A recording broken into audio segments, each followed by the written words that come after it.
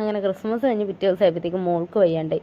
സാധാരണ അവൾക്ക് പനിയാണ് വരാറുള്ളത്, ഇപ്രാവശ്യം നേരെ തിരിച്ചാണ് എനിക്ക് വയറുവേദനയാണ് വന്നത്. അങ്ങനെ പിന്നെ വയറ്റിന് വയ്യാഞ്ഞത് കൊണ്ടിട്ട് ഞങ്ങൾ നൈസായിട്ട് ഹോസ്പിറ്റലിലേക്ക് പോന്നു. അങ്ങനെ പിന്നെ അച്ഛൻ പറഞ്ഞു നമുക്ക് രാവിലെ പോയിട്ട് വരാമെന്ന് പറഞ്ഞുകൊണ്ട് ഞങ്ങൾ ഹോസ്പിറ്റലിൽ വിളിച്ച് വെച്ചപ്പോഴത്തേക്കും പറഞ്ഞു ആ ഡോക്ടർ ഉണ്ടെന്ന് പറഞ്ഞു. അങ്ങനെ പിന്നെ നമ്മൾ ഡോക്ടറിനെ കാണാനായിട്ട് പോന്നു. എല്ലാ വഴികളും ഭയങ്കര ബ്ലോക്കും ഭയങ്കര തിരക്കുമാണ്. മുല്ലയ്ക്ക് ചെറുപ്പക്കാരനെ രാവിലെ നല്ല തിരക്കാണ്, വൈകിട്ട് അതിനേക്കാളും പറയേണ്ട ഒരു രക്ഷയില്ല. ഈ ഒരു അമ്പലമൊക്കെ കാണാൻ നല്ല രസമുണ്ടല്ലേ. എനിക്ക് പേരറിഞ്ഞുകൂടാ. അങ്ങനെ പിന്നെ ആ ഹോസ്പിറ്റലിൻ്റെ അവിടെ നോക്കിയപ്പോഴത്തേക്കും ചെറിയ ബ്ലോക്ക്. അങ്ങനെ പിന്നെ അച്ഛൻ പറഞ്ഞു ഞാൻ കൊണ്ട് വണ്ടി പാർക്ക് ചെയ്തിട്ട് വരാമെന്ന് പറഞ്ഞു. അപ്പോഴേക്കും നമ്മൾ ടോക്കൺ എടുത്ത് നമ്മൾ ഡോക്ടറിനെ കണ്ടു കഴിഞ്ഞ്. ടോക്കൺ 35 ആയിരുന്നു. പുറത്ത് നോക്കിയപ്പോൾ നല്ല തിരക്കല്ലേ, അകത്തും നല്ല തിരക്കായിരുന്നു. അങ്ങനെ പിന്നെ നമ്മളിതേ വണ്ടി പാർക്ക് ചെയ്ത് അവിടെ വണ്ടി എടുത്ത് പിന്നെ പുറത്തുനിന്ന് ഇന്ന് മരുന്ന് വാങ്ങിച്ചത്.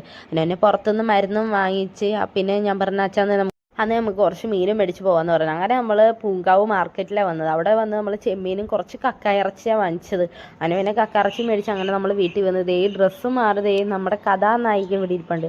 അവൾക്ക് പിന്നെ ഉച്ച കഴിഞ്ഞപ്പോഴത്തേക്കും വലിയ പ്രശ്നങ്ങളൊന്നും ഇല്ലായിരുന്നു കേട്ടോ. അവളുടെ ആക്ടിവിറ്റിയിലേക്ക് നടന്ന്. അവൾക്കിപ്പോൾ നടക്കാനുള്ള സെറ്റപ്പ്. പക്ഷേ പല്ല് വന്നതുകൊണ്ട് എല്ലാവരും പറയുന്നത് താമസിച്ചേ നടക്കുള്ളൂ എന്ന്. അങ്ങനെ പിന്നെ അവൾ ഇങ്ങനെയൊക്കെ പിടിച്ച് കളിക്കുന്നുണ്ട്. അപ്പോൾ ഓക്കെ, ബൈ ബൈ.